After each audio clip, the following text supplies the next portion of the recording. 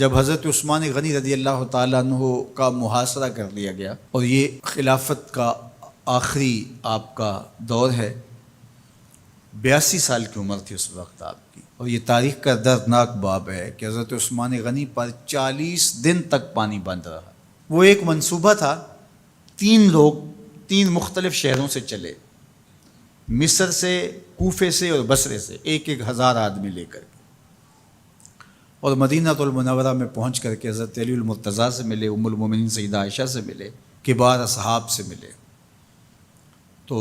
جو انہوں نے کہا تو انہوں نے ان کو کہا کہ نہیں، ایسی کوئی بات نہیں، فہمائش کر کے واپس بھیج دیا۔ حضرت عثمان غنی رضی اللہ تعالیٰ عنہ پر اقربا پروری کا الزام عائد کیا تھا، تو انہوں نے کہا کہ کوئی ایسی بات نہیں ہے۔ پھر یہ تھا کہ آپ نے کم عمر گورنر، کم عمر لوگ مقرر کیے، تو حضرت عثمان نے کہا کہ حضرت اسامہ بھی تو کم عمر تھے، حضور نے ان کو اگر مقرر کیا ہے تو یہ تو مثال ہمارے سامنے موجود ہے، لیکن یہ ایک منصوبہ تھا، اس منصوبے کے تحت یہ 3 جگہوں سے لوگ آئے تھے۔ وہ 3 دن کی مسافت کے بعد پھر تینوں واپس آ گئے،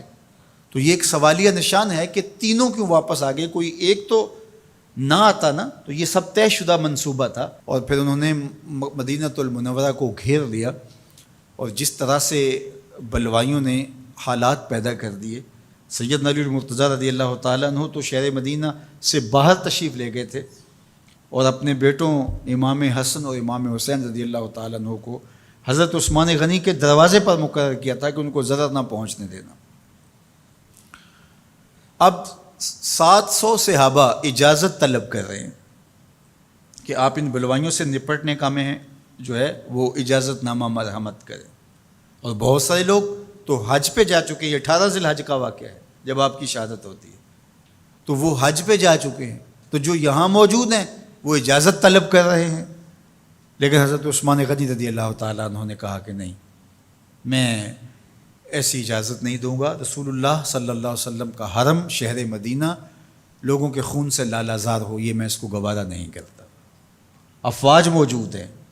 اور دنیا کی تاریخ میں آپ کو ایسا نہیں ملے گا کہ اتنی بڑی حکومت کسی کے پاس ہو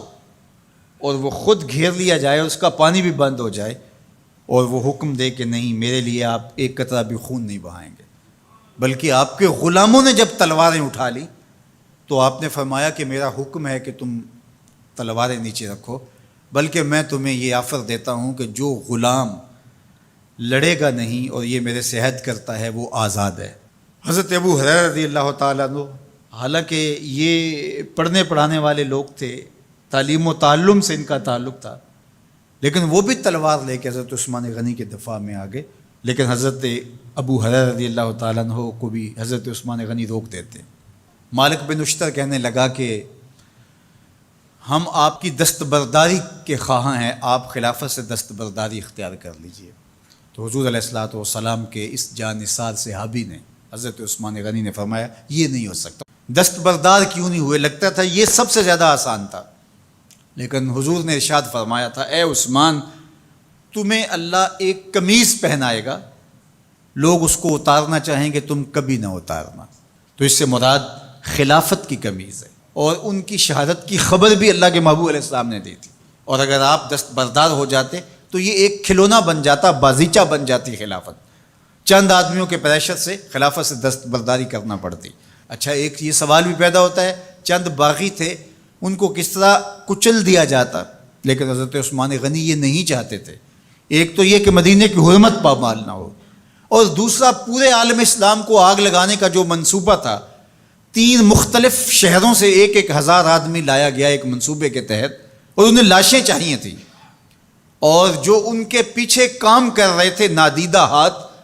ان کا منصوبہ یہ تھا کہ یہاں سے مختلف سمتوں میں، یہ تینوں شہر مختلف سمتوں میں تھے، تینوں سمتوں میں جب لاشیں جائیں گی تو پورے عالم اسلام کو ہم جو ہے وہ خانہ جنگی کی آگ میں دھکیل سکیں گے۔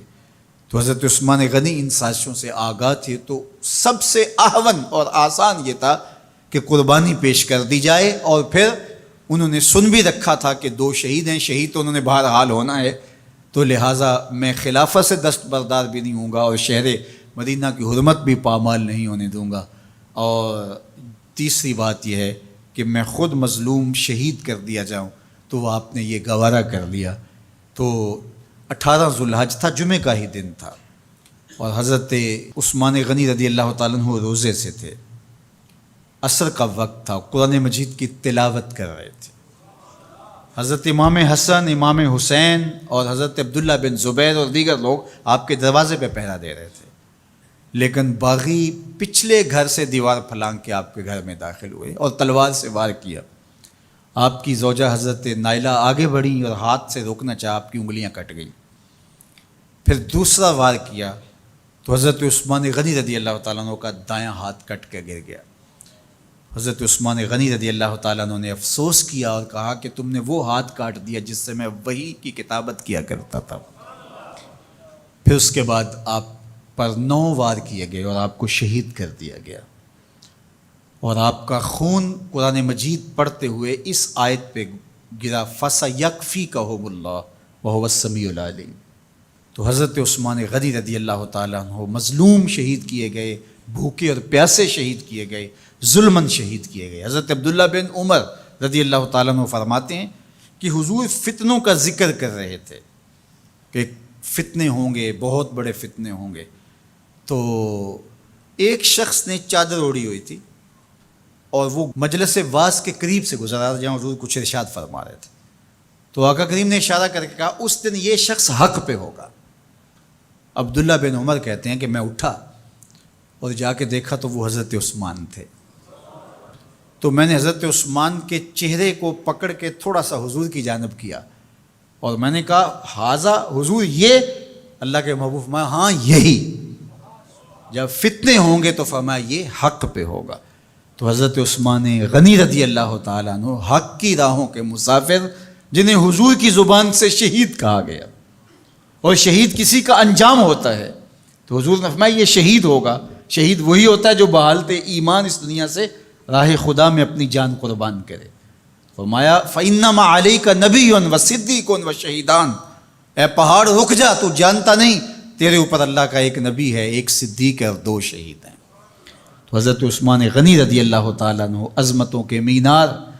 اللہ اکبر۔ تو یہ حضرت عثمان غنی رضی اللہ تعالیٰ عنہ کا یہ کارنامہ تھا کہ آپ نے اپنی جان پیش کر کے امت کو جو ہے وہ فتنوں سے محفوظ کر لیا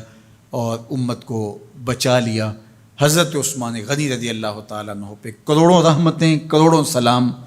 ہم آپ کی عظمت کو سلام پیش کرتے ہیں، عقیدتوں کا خراج پیش کرتے ہیں۔ حضور کی خدمت میں ایک جنازہ لایا گیا اور حضور سے عرض کی گئی حضور اس شخص کا جنازہ پڑھا دیجئے، تو حضور نے انکار کر دیا، کہا میں جنازہ نہیں پڑھاؤں گا۔ تو صحابہ نے عرض کیا یا رسول اللہ، کبھی ماضی میں ایسا نہیں ہوا، جب بھی کوئی جنازہ لایا جاتا ہے تو آپ جنازہ پڑھا دیتے ہیں اور آپ نے آج انکار کر دیا ہے؟ تو فرمایا یہ شخص میرے عثمان سے بغض رکھتا تھا اور اس کو اللہ نے بھی اپنی رحمتوں سے محروم کر دیا ہے۔ حضور نے اس شخص کا جنازہ نہیں پڑھایا جو مبغض عثمان غنی رضی اللہ تعالی عنہ۔